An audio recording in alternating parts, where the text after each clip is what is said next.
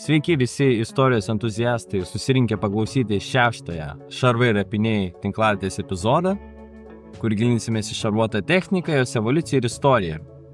Aš esu Ugnius ir su kolega Laurynu darysime kiek kitokį šį kartą epizodą, nes apžvelgsime pirmąjį tankų mūšį. Štai 1918 metais šios karo mašinos pirmą kartą stojo viena prieš kitą žūtbūtinėje kovoje.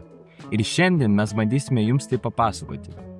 Be abejo, neapsieisime ir be mūsų klausytojų pamėgtų alaus apžvalgų, taip pat World of Tanks naujienų ir Boonton Tank Museum naujienų apie būsimus Tank Fest ir kitus smagius ir įdomius dalykus.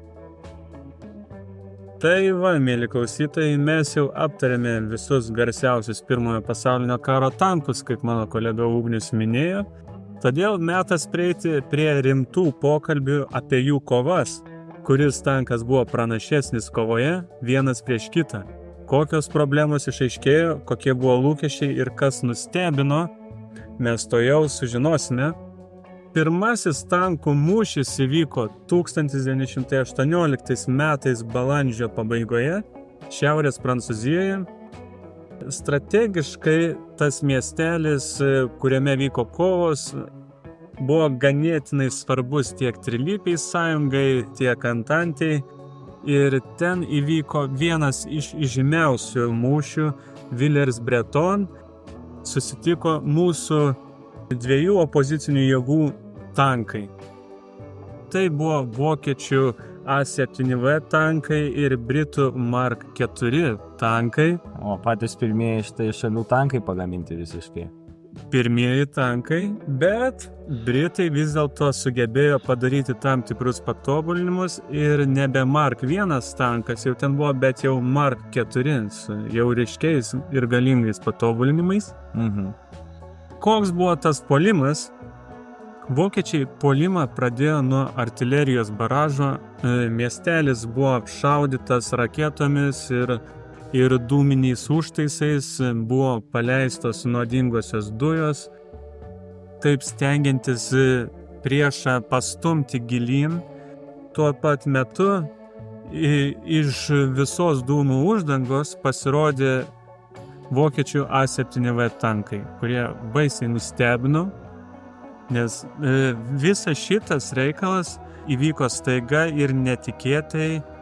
Pats vien tankų jau atgabenimas buvo gan slaptas, apie kurį kiek vėliau pakalbėsim, ir britai buvo tikrai labai nustebę.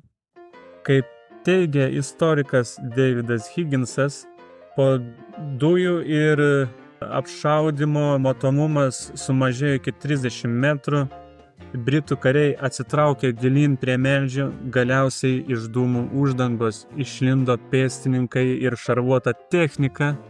Vokiečių pusėje vadovavo būriui leitenantas Wilhelmas Blitzas.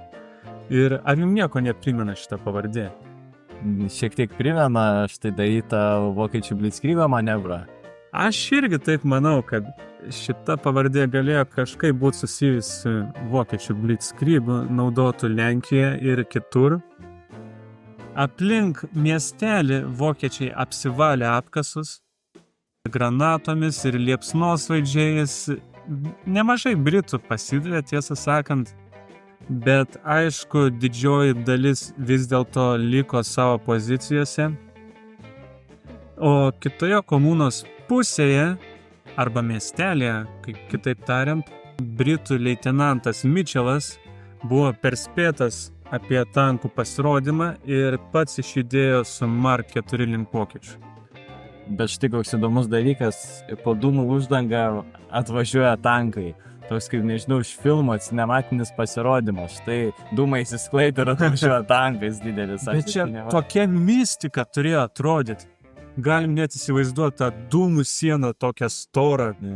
Sprogimai, riksmai įvairūs ir išlenda tokios pabaisos metalinės taip staigiai. Čia turėjo būti įspūdingas reginys, aš taip įsivaizduoju. Taip pamatyti realybėj, čia toks šokas turėtų būti kareiviam. Toks sukrėtimas jau, sakau, atrodo irgi net patys kareiviai ir viena ir kita pusė turi tankus, bet tokį reginį pamatyti. Čia jau net dabartiniais laikais tokių dalykų nepamatysi, nes galime prisiminti, pavyzdžiui, ir dabartinį Ukrainos karą, ir Izraelio kariuomenės visus veiksmus, tai tikrai ten nepamatysi tokių reiškinių, kad taip atvirai tankai išvažiuoja į lauką ir tiesiog apšauna. Nu, dabar stengiasi labiau saugo techniką, negu tais laikais tikėjosi, kad bet kokiu atveju kažkas kažkurį tai sunaikins. Būtent, nes ir tuo metu kažkaip ir tų tankų nelabai buvo, ir tie tankai, kurie buvo jau, apie kuriuos kalbėjom, jie nebuvo tokie labai geri. Tai turbūt galvojo vadai, tiek to leidžiam ir viską, žiūrėsim, kas gausis. Taigi ir trumpai pertraukėliai tarp šio įtempto pradžios mūšio, kad atsigaivint, degustuosim šiandieneso originalų Extra Stoutą.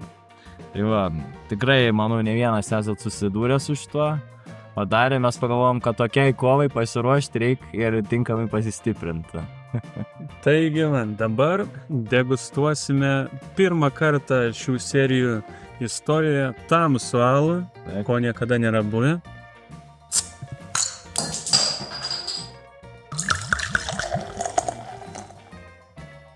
Na ir kaipgi kvapas, kolega? Nu, kvepia javais. Toks sodrus labai. Čia tokį alų tik tai žiemą gert atrodo. Ale nebesnis tamsesnis? Nu, klausykit. Kalorijų daugiau galbūt. Nu, padegustuojant. Nu, degustuojant. Man galimai visus šitos epizodus daviau mažus įvertinimus, nes galimai esu tamsaus alaus mėgėjas. Gali būt, kolega, kad jums patinka stautai ir porteriai. Tai, nes tikrai dabar ragavau, supratau, kad turbūt vienas geriausių kokie sakėlės. Nu, ko gero, airiai moka tik tai šį vieną alų ir daryti, aš taip įsivaizduoju. Jo, nes tikrai labai smagiai nueina, jis gana iš savo skonio silpnas atrodo. Ir tas poskonys nėra toks aitrus, toks labai toks įdomiai švelnus alus, sakyčiau, pagal savo skonį. Tik su juo yra toks pastebėjimas, kad reikia pilti labai atsargiai ir lėtai, nes labai ilgai nusėda putos, ką aš pastebėjau. Ir galbūt dėl to barmenai ir nelabai mėgsta įpilt, nes reikia ilgai laukti. Ir dėl to daug pirkėjų pyksta, kad daug putos. What is this? What is this? I'm not gonna pay for that. Nu ir kągi, kolega, kaip vertinam? Sakyčiau, 4 nugerti bokalai iš 5, tikrai. Aš būsiu dosnesis ir duosiu 5 iš 5 nugertus bokalus. 5 iš 5. Nes čia vienas iš tų tradicinių ir geriausių alų, kuriuos teko gerti. Ir aš manau tikrai vertas visų dėmesio. Net ir tų, kurie galbūt nėra alaus mėgėjai. Na, bet skonio reikalas vis tiek vertinimas geras. Vertinimas tikrai geras. Taigi grįžtame tada prie antros dalies ir štai prieiname prie problemų Britų pusėje. Ir štai didžiausia problema, jog leitenantas Mitchellas išvažiavo tik su viena Mark 4 vyriška variacija ir iš šonų važiavo 2 moteriškos. Taigi jėgos buvo ne visai lygios, kadangi A7V buvo ginkluoti ne tik automatiniais ginklais, bet ir pabūklais, ko Britai nebuvo suderinę savo tankų projektuose. Be to vokiečių šarvai šiek tiek buvo geresni ir storesnių apimčių negu Britų. Todėl bet kokiu atveju Britam tai buvo nepalanki situacija ir taip pat dar Britai naudoja, tik vyriškoje versijoje naudoja 2 6-pounder pabūklus. Bet tas greitumas vokiečių tankų toks visai nežymus turėjo būt, man atrodo, kiek atsimenu. Šitie vos Britų tankai greičiau važiuodavo negu vokiečių, kadangi vokiečių tankas buvo sunkesnis, žymiai labiau. Na taip, ir didesnė buvo, 18 žmonių maksimaliai paimdavo. Tai va, neaišku, nėra užfiksuota, kiek žmonių buvo tuo metu įgulai, bet yra užfiksuota, kad taip, 3 Britų, Mark 4 tankai, 2 moteriški, 1 vyriškas prieš 1 A7V. Štai vienas fortas prieš tankus, nes A7V kaip fortas atrodė, ką nenori, važiuojantis fortas. Ir štai kaip visas mūšis toliau tęsiasi Villers-Breton tęsinyje pačiam, tai susidūrimo būta aršaus. Bet labai neefektyvaus iš abiejų pusių, nes pirmomis susidūrimo akimirkomis Blitzo vadovavimas A7V pramušė vieną iš Britų moterišką variaciją. Dėl skubiai teko trauktis.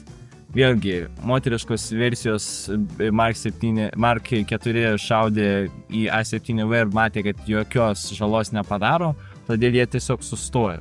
Ir į priekį pradėjo važiuoti vienas vyriškosios versijos Mark 4, kuris buvo štai su stipresnė patranka, kuris buvo su patranka, lyginant su moteriškom versijom, kurias tiesiog neturėjo. Nes galim priminti klausytojams, kad moteriškos variacijos Mark 4 ir apskritai visų Mark tankų turėjo automatinius ginklus, bet nepabuklus, ir todėl buvo sudėtingiau susidoroti su priešininkų šarvais ir iš esmės buvo netokie efektyvūs, kaip galėjo manyti Britai. Nu taip, ir vėlgi moteriškos versijos buvo labiau skirtos gabent visokius tai ginklus, amuniciją, net žmonės.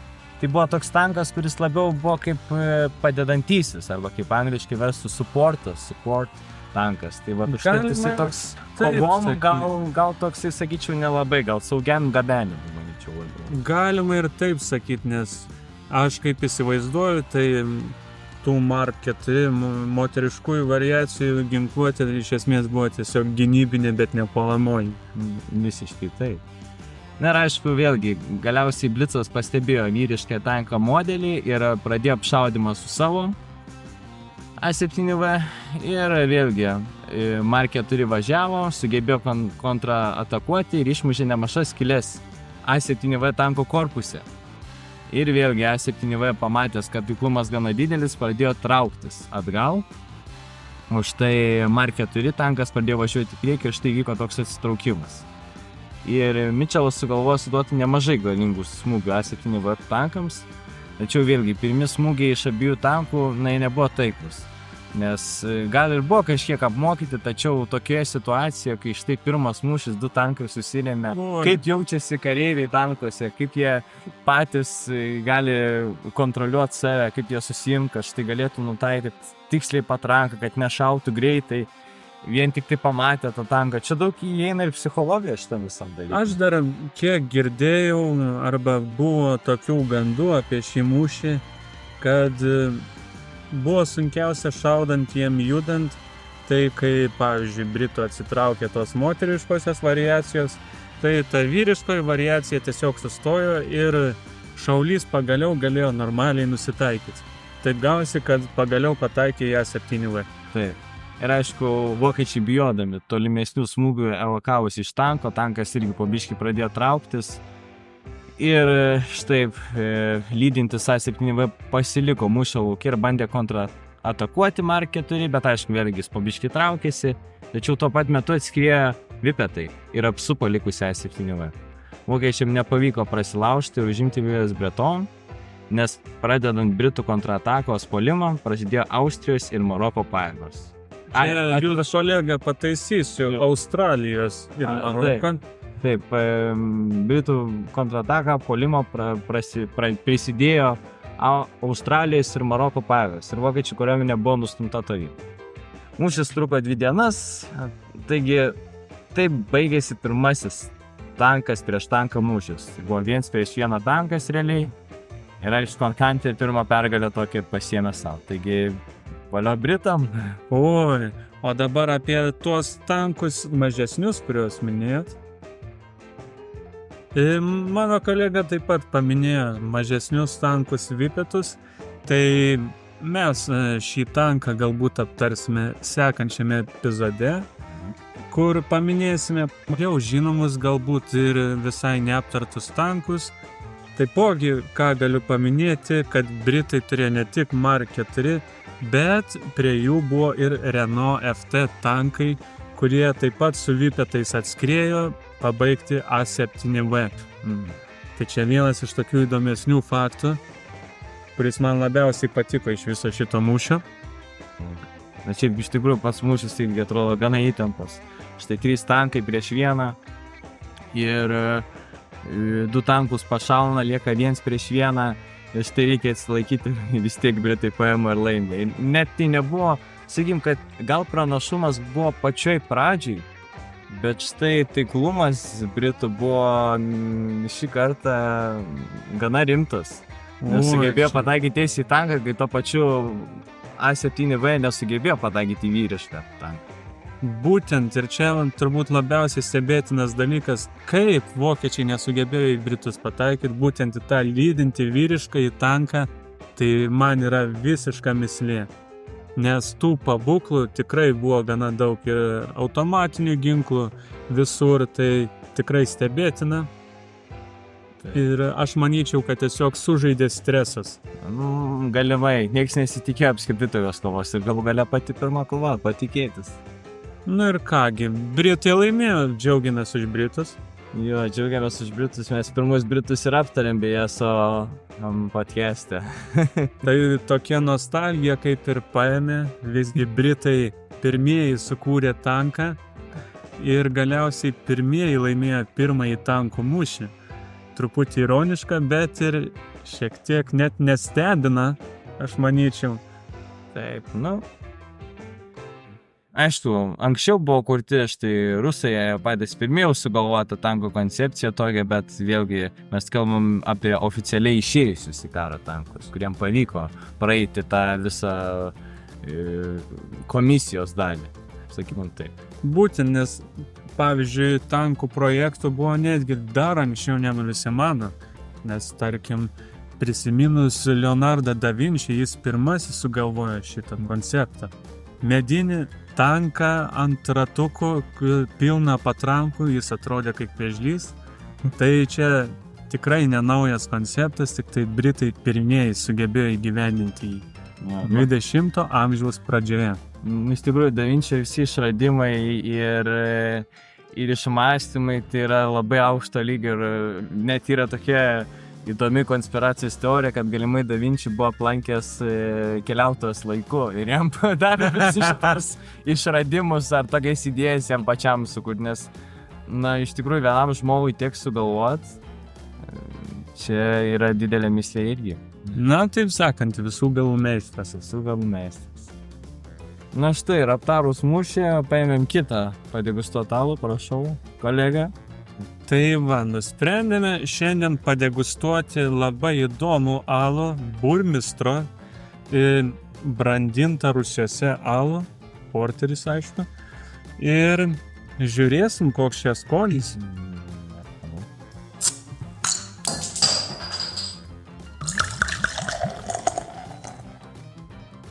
Kvapas truputį kitoks, gal net labiau kitoks negu Gineso. Labiau toks lietuviškas, labiau jaučiasi kaip koks duonos giros kvapas. Šiaip duonytė daugiau jaučiasi tikrai. Visiškai kitoks kvapo profilis. Padegustuot. Kągi. Dar saldesnis, man tai dar saldesnis šitas. Saldumas labai didelis. Jo. Bet ir kartumo nėra. Jo. Šitam, lyginant taip su Ginesu, šitam kartumo nėra. Jisai saldesnis, netoks skandus. Bet, nežinau, šitą tiek gal neišgerčiau kiek Gineso turbūt. Šitas man labai primena varniuko alų, tik tai su truputį geresniu profiliu. Varniuko alus toks labiau kaip skiestas kažkoks, tik tai kad spalva yra ir truputis laipsnių. O čia jau toks sodresnis ir skonis toks įdomesnis, atrodo kaip duonos girą gertum, bet ne visai kažkas į tą pusę. Bet iš tiesų labai įdomus, labai neblogas. Aš žinau, gal net vis tiek, gal net ir dabar daugiau atsigerus ir šitam, žinok, net pagalvojau, kad būsiu dosnus, duočiau turbūt, sakykim, tebūnie 3,5 nugertų bokalų iš 5 tikrai.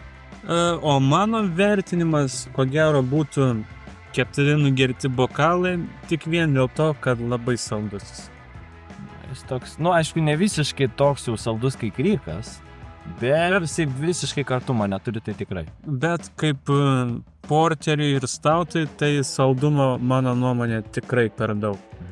Aš manyčiau. Ir pasigėdau tokio kaip šokoladinio arba kavos tokio poskonio, koks įprastas būna porteriams ir stautams. Čia tiesiog kaip labai tamsi naminė duonos gira, iš esmės.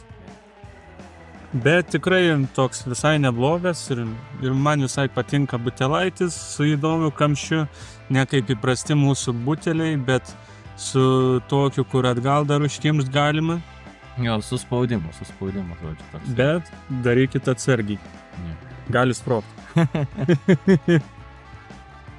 Taigi, ir štai aptarkime naujienas iš World of Tanks. Taigi atsirado naujas eventas Top of 3.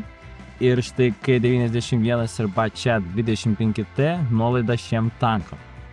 Taip pat Waffentrager eventas kovoti jūsų komandai ar žmonėms susirinkusiem prieš vieną didelį mistinį tanką bossą.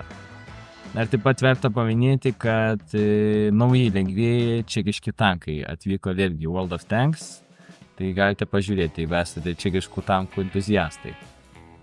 Na ir kągi, tai dabar prieiname prie Bovingtono tanko muziejaus naujienų. Ir jie ne per seniausiai paskelbė, kad jie norėtų restauruoti dar vieną tanką M47 Pattoną ir jie prašo mūsų pagalbos paremiant šį projektą ir kad jis išvystų jau dienos šviesą arenoje kitais metais. Tai kolegos, pasistengkit ir paukokit nors 1 ar 2 eurus, kaip jums išeina, kad šis monstras pagaliau važiuotų vėl.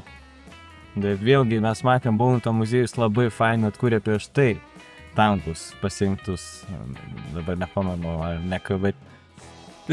Paskutinis, kurį jie atnaujino su bendruomenės ir žaidėjų pagalba, buvo FV4005. Kuo jis ypatingas, tai tuo, kad jisai turi 183 mm patranką. Tai yra didžiausia pasaulyje patranka, kokia nors buvo įdėta į tanką. Ir jį su jie iššovė? Būtent. Ir dar vienas labai svarbus momentas, tie, kurie prisideda prie restauracijos ir paukoja pinigų projektui šiam, jie visi būna užrašyti ant lentos ir ta lenta būna prikabinta prie tanko. Tai vat, mėly kolegos, pasinaudokit čia galimybę ir jeigu norite pamatyti savo vardą ant šio tanko, būtinai prisidėkite. Aš jau prisidėjau, tai metas jums irgi. Na ką, gerbėmiai, tai štai mūsų tinklalaidė eina į pabaigą. Kitai laidai manome, kad paruošim apie neišvydusius dienos šviesos tankus. Tai ne tik apie rusišką štai carą, bet ir apie kitus dar neminėtus, nematytus, sunkiai istorijos kampuose užsilikusius. Ir taip pat mūsų gal nepaminėtus išvydusius dienos šviesą tankus, bet labai minimaliai. Ir ką, taigi labai ačiū, kad klausėte mūsų tinklalaidės. Su jumis buvo Ugnius ir Laurynas.